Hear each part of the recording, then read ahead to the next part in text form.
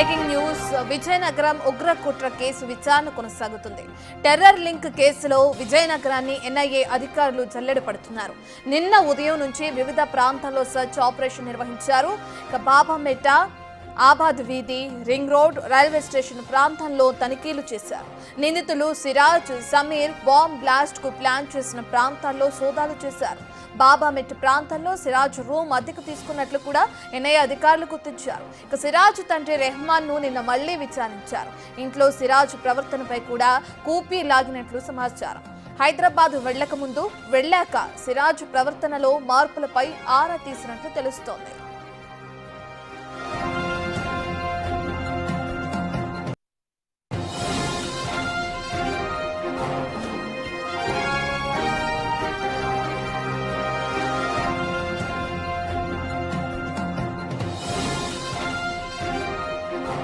పూర్తి డీటెయిల్స్ అందించడానికి మా ప్రతినిధి శివశంకర్ అందుబాటులో ఉన్నారు. రైట్ శివశంకర్, సిరాజ్ రిమాండ్ కి మళ్ళీ ఇంకా ముగిసే అవకాశం ఉన్న నేపథ్యంలో కోర్టుని మళ్ళీ కస్టడీకి ఇవ్వాలని చెప్పి కూడా ఎన్ఐఏ అధికారులు అడిగే అవకాశం కనిపిస్తుంది.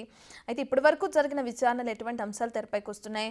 అయితే సిరాజ్ తో పాటు ఈ విషయానికి సంబంధించి కుటుంబ సభ్యుల్ని కూడా ఇప్పటికే పోలీసులు, ఎన్ఐఏ అధికారులు ఆరా తీస్తున్నట్లు కూడా తెలుస్తుంది. వారి నుంచి ఎటువంటి సమాచారం అందిందనుకోవచ్చు?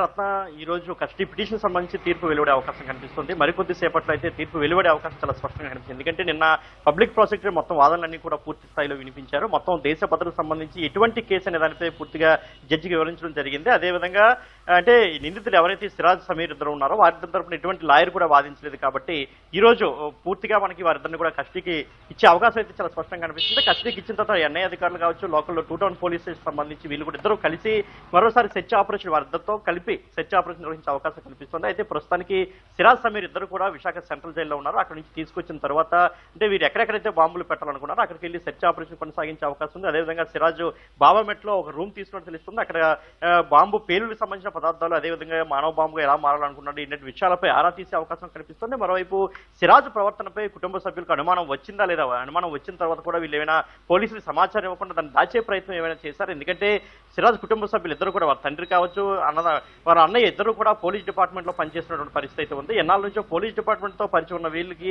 సిరాజ్ ప్రవర్తనపై ఎందుకు అనుమానం రాలేదు? ఎందుకంటే ఇంట్లోనే ఉండి అనేక ఇటువంటి కీలకమైనటువంటి, రహస్యమైనటువంటి, దేశ భద్రతకు ముప్పు కలిగించే, దేశాన్ని నాశనం చేసి ఇలాంటి పనులు చేస్తున్న కొడుకుపై ఎందుకు వారికి అనుమానం రాలేదు అనే కోణంలో కూడా విచారణ చేసే అవకాశం ఉంది. ఇప్పటికే 2 సార్లు సిరాజ్ తండ్రిని, అదేవిధంగా సిరాజ్ అన్నయ్యను కూడా పిలిచి విచారించారు. అయితే అప్పుడు కేవలం బ్యాంక్ అకౌంట్లకు సంబంధించి, కుటుంబ సభ్యుల వివరాలకు సంబంధించి మాత్రమే విచారణ చేశారు. అయితే సిరాజ్ ని కస్టడీకి తీసుకున్న తర్వాత కుటుంబ సభ్యులపై కూడా అనుమానాలు వ్యక్తం చేసే అవకాశం చాలా స్పష్టంగా కనిపిస్తుంది. ఎందుకంటే సిరాజ్ తండ్రి ఇప్పటికే బ్యాంకు వెళ్ళడం, బ్యాంకులో లాకర్లు తెరవడానికి కూడా ఆయన ప్రయత్నించినటువంటి నేపథ్యంలో ఎన్ఐఏ అధికారులకి, లోకల్ పోలీసులు కూడా మరింత అనుమానాలు పెరిగాయని చెప్పవచ్చు. ఎందుకంటే ఇంతవరకు కూడా సిరాజ్ సంబంధించి, సిరాజ్ పై ఏమైనా అనుమానం వచ్చిందా, లేదంటే సిరాజ్ ఎటువంటి వ్యవహారాలు చేసేవాడు, ఇంట్లో ఎలా ఉండేవాడు అనే విషయంపై కూడా ఇంతవరకు కూడా కుటుంబ సభ్యులు నోరు విప్పలేని పరిస్థితి కూడా మనకు కనిపిస్తున్న నేపథ్యంలో దీనిపై తీవ్ర స్థాయిలో అటు కుటుంబ సభ్యులను, ఇటు సిరాజ్ ని ఒకేసారి మనకి విచారించే అవకాశం కూడా చాలా స్పష్టంగా కనిపిస్తోంది.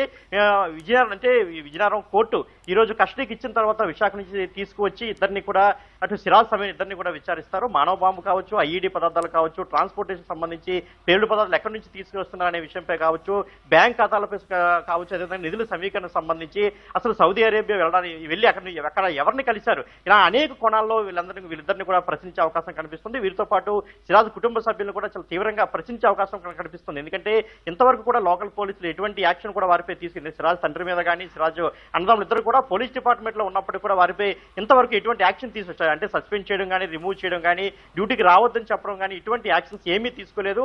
పూర్తిగా అది ఎన్ఐఏ అధికారుల చేతుల్లో ఉందా, లేదంటే విచారణ తర్వాత వారిపై యాక్షన్ తీసుకునే అవకాశం ఉందా అనేది కూడా ఇంకా తేలాల్సి ఉంది. రత్న, రైట్ శివ, అయితే 20 మంది పాక్ యువకులతో కలిసి ఒక గ్రూప్ ఏర్పాటు చేశారు అని చెప్తున్నారు. ఆ గ్రూప్ గురించి సంబంధించిన డీటెయిల్స్ కూడా విచారణలో భాగంగా బయటకు వచ్చే అవకాశం కనిపిస్తుందంటారా? ఆ గ్రూప్ కి సంబంధించిన డీటెయిల్స్ కూడా కనుక్కునే పనిలో ఉన్నారా ఎన్ఐఏ అధికారులు?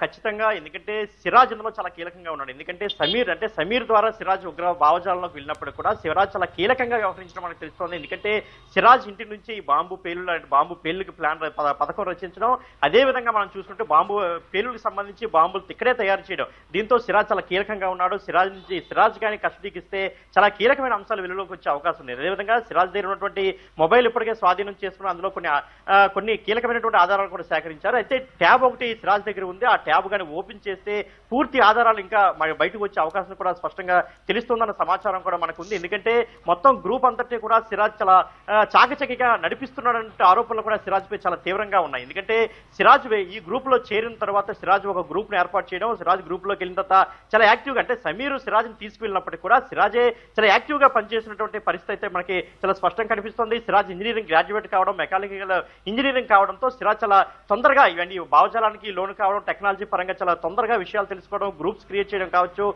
సౌదీ వెళ్ళి రావడం కావచ్చు, మిగతా వాళ్ళందరినీ గ్రూప్ గా ఏర్పాటు చేసి ఇటు ముంబై కావచ్చు, మిగతా రాష్ట్ర పంజాబ్ ఇతర రాష్ట్రాలకు వెళ్ళి రావడం, అదేవిధంగా కర్ణాటక, ఆంధ్ర, మహారాష్ట్ర అంటే మొత్తం 4 రాష్ట్రాల్లో పేలుకు సంబంధించి సిరాజ్ చాలా పెద్ద ఎత్తున ప్లాన్ చేయడం కూడా ఎన్ఐ అధికారులు చాలా కీలకంగా దీన్ని విచారించే అవకాశం కూడా చాలా స్పష్టంగా కనిపిస్తోంది.